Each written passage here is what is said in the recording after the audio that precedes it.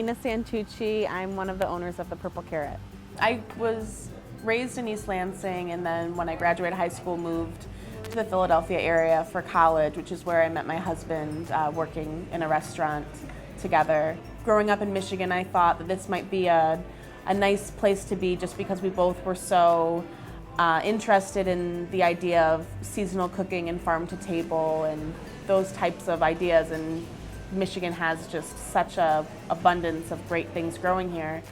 And one thing we really liked about Lansing was kind of where it was located and what we had access to. And once we opened the food truck and we saw that there was at least enough people to support the food truck who were interested in eating, food that was prepared from scratch from sources, right in our backyard, kind of propelled us into opening of the restaurant. So that's kind of where we came from and how we ended up here. After our second season of the food truck, we opened up our restaurant, Red Haven, and haven't really looked back.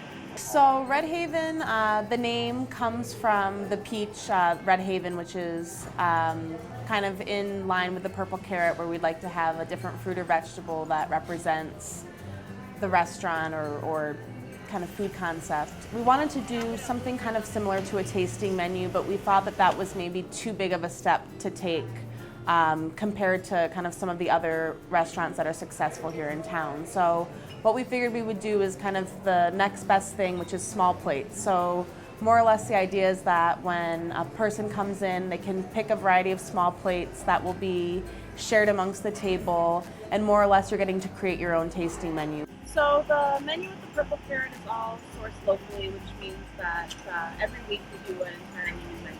A lot of soups and sandwiches, salads will be on the menu, and we offer a lot of local beans that make our sandwiches, but then we also do quite a bit of vegetarian and vegan fare as well. So we try to have something that appeals to everyone and keep the menu fun and interesting. And a lot of times we'll see favorites come back, but maybe with a new seasonal ingredient. We have, for example, a crispy chicken sandwich that's really popular. It has almond and chili flake crust.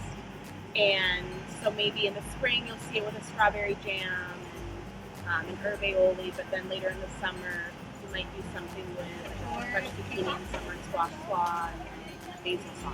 Just kind of the community that we've built within the restaurant has been a pretty exciting thing, from the staff that we have, and then the customers who have been coming, some weekly or monthly, or every year you see them on their anniversary. I mean, I think the community that kind of comes within it, the circle of farmers that we have built around it, I mean, it's really this kind of lovely group of people who we get to work with, work for, every single day. When we first opened, our success was almost 100% based on the loyal following that we have at the Purple Carrot. And we would see so many faces that you knew by name from coming to the truck on a regular basis. And now we have more people who come because we've been open longer than just the people who go to the food truck. But for sure, I would say every day I can look out in the dining room at some point and pick out a customer who started going to the food truck when we first opened 5 years ago.